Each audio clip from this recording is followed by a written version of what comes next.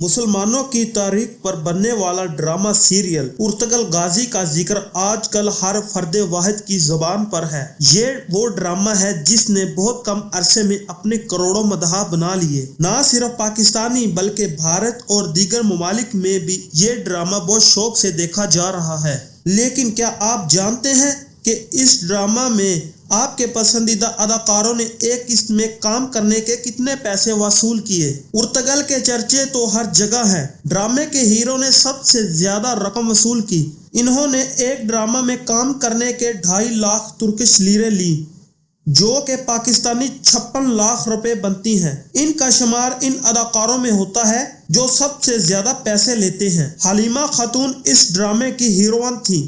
انہوں نے اس ڈرامے کی ایک قسط میں کام کرنے کے 2 لاکھ ترکش لیرے لی، جو کہ پاکستانی 45 لاکھ روپے بنتی ہیں۔ یہ اداکار پاکستان میں کافی مقبول ہیں، جبکہ ترکی میں یہ اول درجے کی اداکار تصور کی جاتی ہیں۔ نورگل کا اس ڈرامے میں اہم کردار تھا۔ یہ ارطغرل کے بہترین سپاہیوں میں سے ایک تھا۔ اس ڈرامے کے بے شمار مداح ہیں۔ انہوں نے ڈرامے کی ایک قسط کے 1,80,000 ترکش لیرے لی، جو کہ پاکستانی 40 لاکھ روپے بنتی ہیں۔ سلجان خاتون نے ڈرامے کے پہلے سیریل میں منفی کردار ادا کیا، جبکہ باقی کے سیریل میں سلجان خاتون اس سلطنت کی سب سے وفادار خاتون رہی۔ انہوں نے ڈرامے میں ارطغرل کے بھابی کا کردار ادا کیا۔ اس اداکار نے ایک قسط کے 90,000 ترکش لیرے لی، جو کہ پاکستانی روپوں کے حساب سے 5.5 لاکھ روپے بنتی ہیں۔ ڈرامے میں سلمان شاہ کا کردار بھی انتہائی اہم رکھا ہے۔ یہ قبیلے کے سردار اور ارطغرل کے والد تھے۔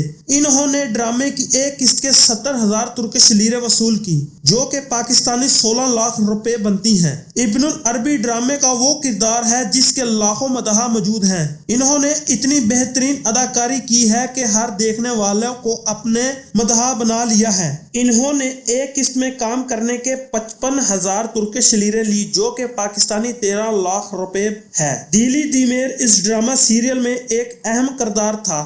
یہ آخر تک سلمان شاہ کے خاندان کے وفادار رہے۔ اس اداکار نے اس ڈرامے کی ایک قسط میں کام کرنے کے 40,000 ترکش لیرے وصول کی، جو کہ پاکستانی 9,20,000 روپے بنتی ہیں۔